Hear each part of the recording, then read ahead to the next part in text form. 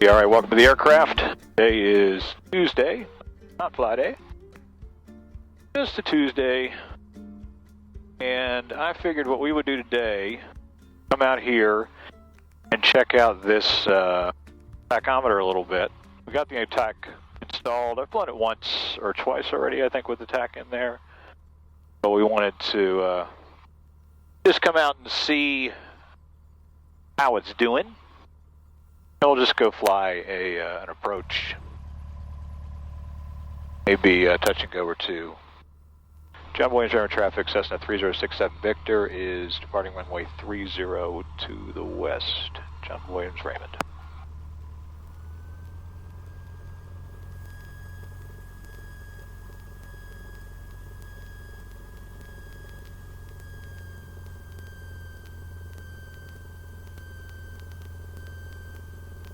Okay, don't see anybody on final. 30 coming around on the runway. 30 is on PG. 30 on the compass. Sun in our face. Feet on the floor. Full power.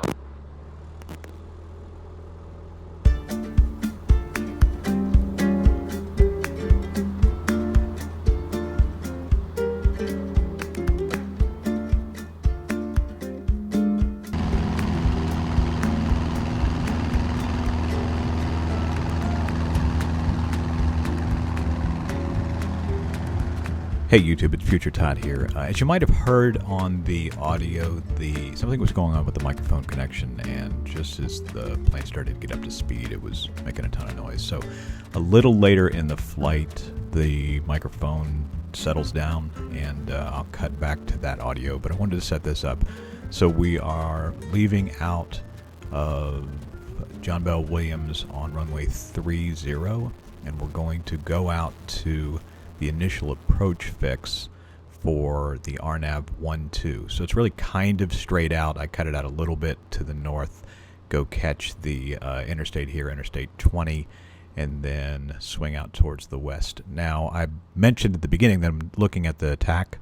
Right now I'm looking at what it indicates as we climb, and then when I push over, we're going to go up to 3,000 feet. So you can see we're going up at 80 miles per hour, indicating 77 knots. We're at 2,300 feet here and climbing, about 500 feet per minute. So the goal here is to get up to 3,000 feet and then push the nose over and figure out what is going to happen with the tachometer.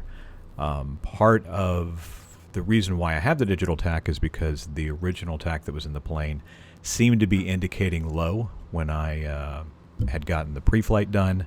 When I got the pre-buy for this aircraft done, it was indicating low. And so I wanted to see what happened when we put in a digital tach, got a more accurate indication of what was going on with the engine, and then what I could really end up doing in terms of leaning the engine, getting the most performance possible out of it. They say with these Continentals that you can really push them to the edge. Red line is 2750 on this engine, so I kind of want to see how high I could get. So as I'm switching back and forth here, you can see that I'm leaning now. I have nosed over.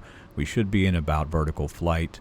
So I'm going to lean the engine at 3,000 feet to see how efficient we can get it. How can we push the RPM up to 2750 or better? So I get started here with it and see some progress, and it feels like it's backing out, but it actually isn't. So when we get to the original voiceover here, you'll see that I kind of keep playing with it a little bit and figure out that we can actually get it a lot higher. That's a pretty shot of my fingers there, as we'll talk about here in a second. 3.2 miles to SIGDA. ETE 1156. One of the things that's really kind of neat about the way everything is set up here is we have got, oh look at that, 26.6.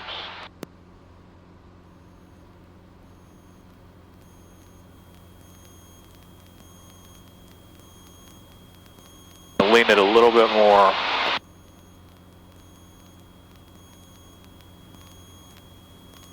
2700.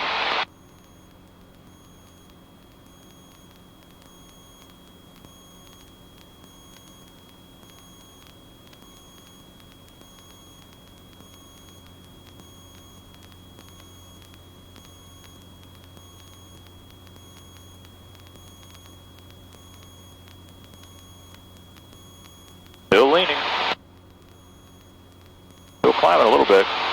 At 95 knots. 7.2. 7.3. Let's pull back the throttle a little bit so we don't redline.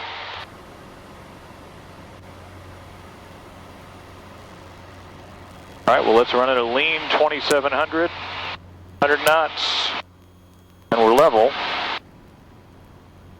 I got that thing going. All right, so we have got, what I was saying about this is kind of cool, is 26, what's nice is that the combination of this here and this here is going to give us distance to SIGDA. We've got the ETE to SIGDA. We've also got a distance up here to SIGDA, so those match up as 3 nautical miles. And we're just going to shoot this hold out here in 4 seconds. All right, here we go. So what that actually does, now I've got to hold onto the hold because this is now the inbound course. All right, so it's pointing me in the inbound course, so let me make sure I get this hold right. Over here. So twist, turn, right? Let's go back to this one. There's the CDI. So our desired course is going to be 125 once we've gone 4 nautical miles out. And this is going to tell us all that stuff. So, lean and mean. And we need to come down to 2900. So we're going to come down to 2900 here, come in 123 to SIGDA, and then we can come down to 1900. We have got the approach dialed in. 5499 is the runway length.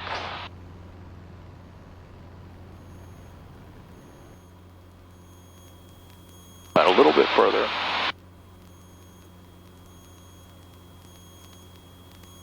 Where we're flying, it's hard to see.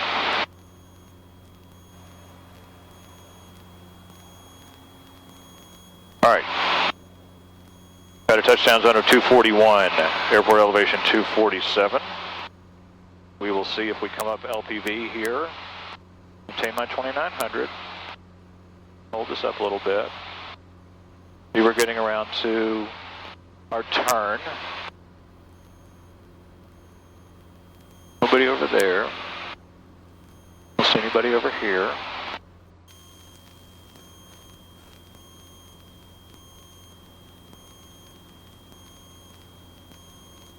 So our minimums will be 441.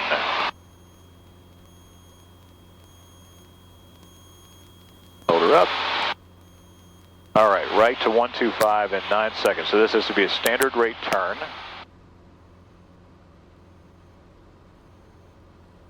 Now, we should be going right around that tower down there. It's kind of hard to see under the wing. Holding 2900.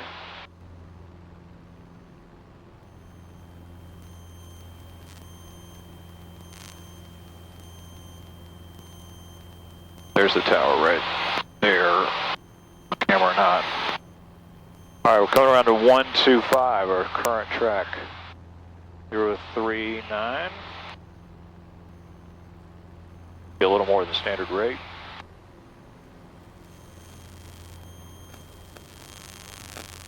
One 187.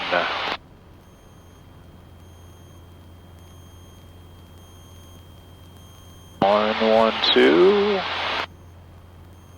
Roll that out. 125. 127. All right, so course is still a little to the left of us. So let's go grab that. Maintain 2900.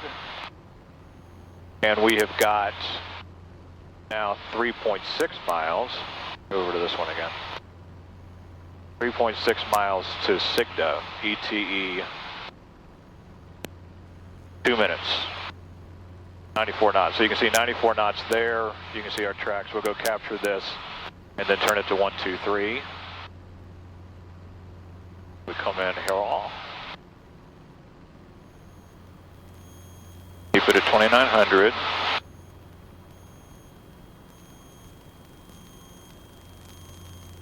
All right, 123. debug that if we want to. Oop, that didn't work. Let me trim this out a little bit. All right, 1, 2, 3.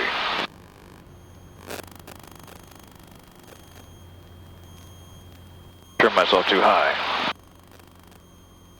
All right, we're on the localizer path. We are doing 86 knots over the ground, 1.8 miles to Sigda, at which point we will just continue. Sigda is about 13, 14 miles out. So as soon as we get there, we make a radio call.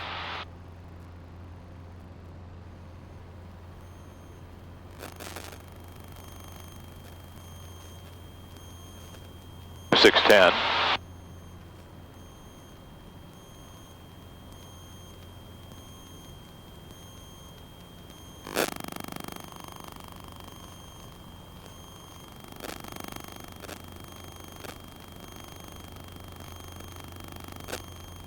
All right, gaining a little altitude, which we don't need to do. We can come down to 2,900 in the next 22 seconds if we feel like it.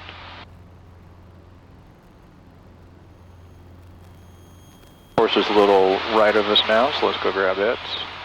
All right, 125 in 9 seconds. Raymond Williams traffic, yellow champ, 3 miles to the north inbound. Raymond. And road traffic, Cessna 3067 vectors, 15 miles to the west. We're straight in for 1-2, Raymond. All right, 91 knots, 8 minutes to our next, or to the final, but 5 minutes to Isil. So we can come down to 1900 for Isil. So what we ought to do is start losing a little altitude. Let's see if we come down to just 2,500 the way I'm dialed in here. Start to lose about 500 feet per minute. Hold that glide slope. You can see that the glide slope is above us now. I need to trim this a little bit. All right, put this down.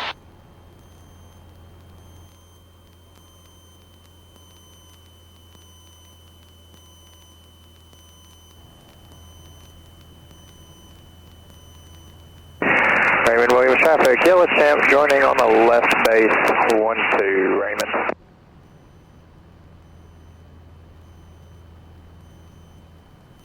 Okay, so now we're coming down at about 300 feet per minute, nice and stable, 90 knots.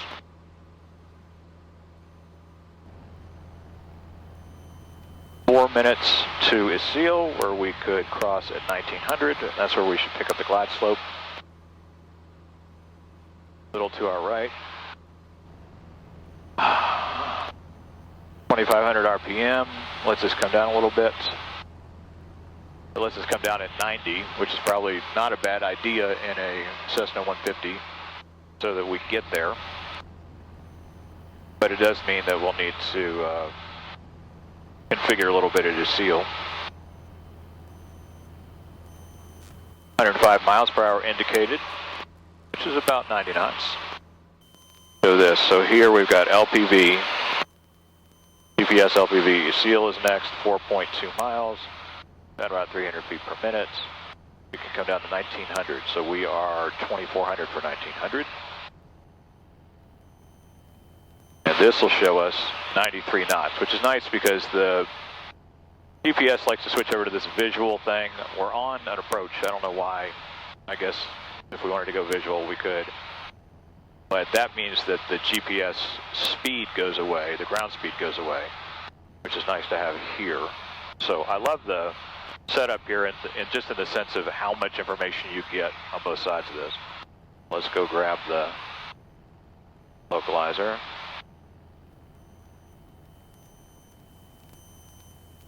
Our course 125 or track 130, so we're getting blown back just a little bit, I guess. Desired track 123. It's interesting to me that this doesn't say desired track like that. Well, that says, okay, desired track 125, track 123. So that's our heading bug. All right. So our track 132 means I probably need to put it back over here. Because the course I want is 125.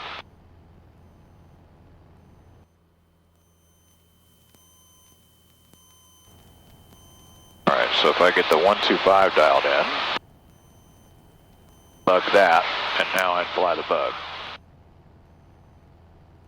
1.9 miles. We have to hold her up at 1900, so we're 2100 for 1900. 1 minute away.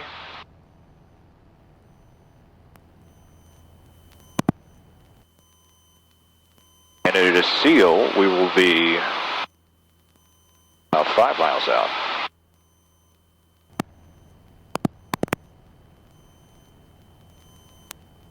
Raymond traffic, Cessna 3067, Victor's a 5-mile final, runway 12, Raymond. Raymond William, Yellow Champ is clearly active, taxi T hangars, Raymond.